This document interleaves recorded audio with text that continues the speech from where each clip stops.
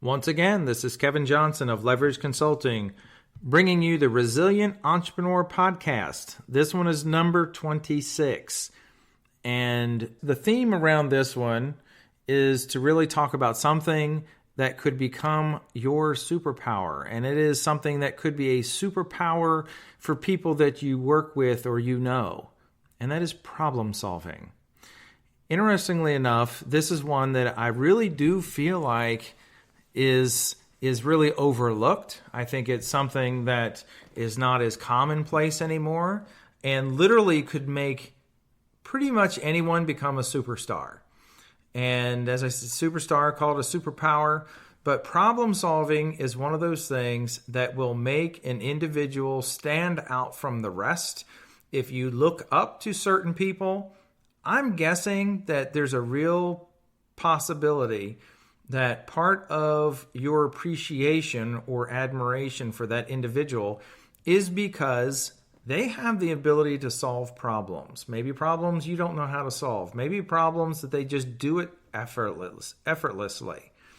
And I was talking to a friend of mine who's a builder, and we were talking about problem solving. And interestingly enough, I said it was an epiphany for me when Shelly and I were building our second house, and I really started following this because when you start a house, you have to start out with a plat of your property.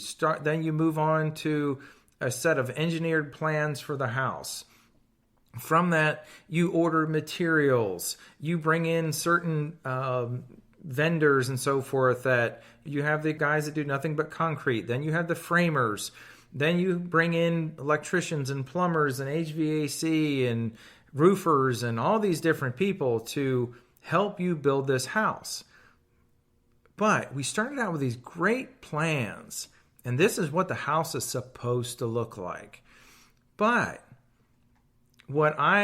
in so many colorful ways, essentially what I told the builder was, what the epiphany was for me is that building this house is nothing more than an entire series of foul-ups from anywhere from 6 months to a year long.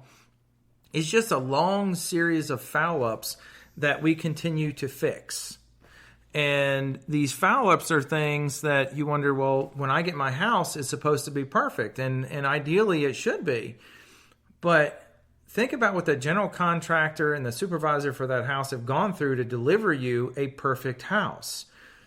Because the concrete guys that came in, hopefully, they have left a good foundation for the framers to start on. And it's not always that way. So they have to adjust, adapt, modify, overcome what the concrete guys have left for a foundation. And then once the framers are there, they're framing to the best of their ability the plans that they see in front of them. And what if they misinterpret something? Or what if a change that the engineer should have put in the plans didn't arrive in the plans?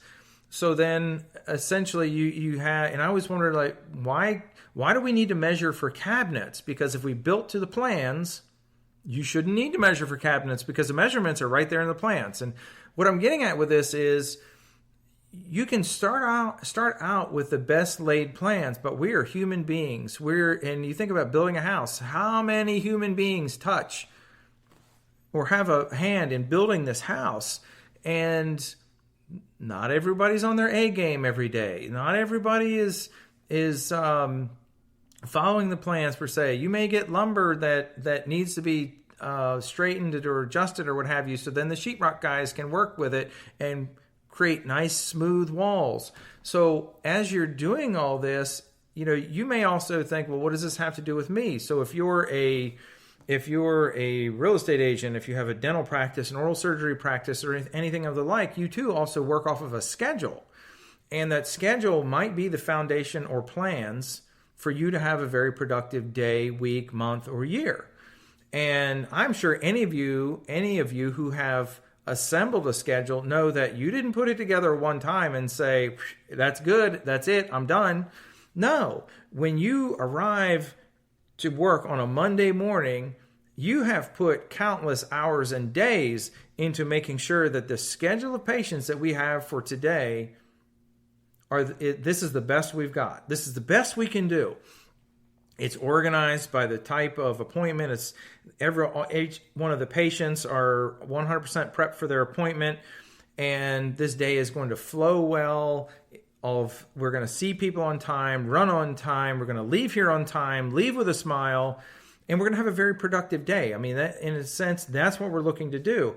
So problem solving, as I'm painting this picture, sometimes we get caught in this mindset of everything's got to be perfect. And yes, the end product should be perfect, but how you get there is never going to be perfect. It might be better than other times, but the journey of how you get from point A to point B, whether it's building a house, building a schedule, or training a new employee, whatever it is, it's not going to happen overnight, and it's not going to be without error. There are going to be problems, and that comes back to my point about problem solving being a superpower. So rather than getting mad or upset or having any other kind of emotional reaction other than no problem, the only reaction you need to have is, what am I going to do to fix it? Because once you get there, the problems that arise, no big deal. I've done a little bit of a deep dive into the Navy SEALs and other special forces and their training and so forth. And I listened to some of them, and sometimes you hear about how, people have these expectations that the people that go through the BUDS program and what have you, that it's like the really tall, muscular, just huge guys that show up are the ones that get through, and it's not. It's the ones that have the mental fortitude. And then when you think about the BUDS training program itself, what a lot of that is designed to do is, yes, to weed some out, but the other is to also condition individuals to certain things to where it becomes no problem. Think about even a trauma surgeon in an ER unit. They walk into something where it's just a horrific car accident and they're having to put someone back together again. Or, it's just actually a really good example, because some of the clients I've worked with, oral surgeons, they've dealt with people who've been shot. They've been in car accidents. A friend of mine, I believe, was seen by an oral surgeon after he had a car fall on him. These are folks that they see something that for the mass public, they think this is terrible, and it's just, for some it might be gross, but for the oral surgeons that I've worked with, they look at it and it's purely like, okay, how are we going to solve this problem? And it's just a conditioning thing.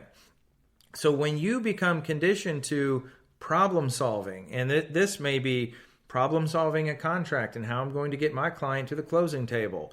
It might, if you're a realtor, if you are a scheduling coordinator in a dental practice, then it's purely just a matter of, how am I going to serve up the best schedule and the best collection of patients for the day so we have a great day, the day flows well, and it's highly productive. It's nothing but problem solving. So it's not a matter that this one patient canceled.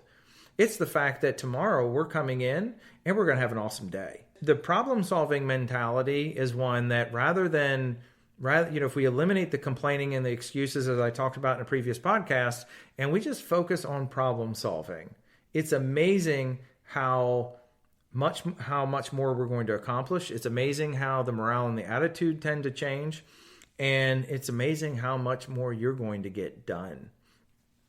So think about the problem solving piece of things. Look at the people who may have those superpowers within your team. Think about your abilities in the problem solving department, and quite honestly, whether any of the people that I just mentioned are being held back because their problem solving abilities, if we're throwing a wet blanket on them, think about how much further we're going to get ahead if we just allow those people to exercise their superpower.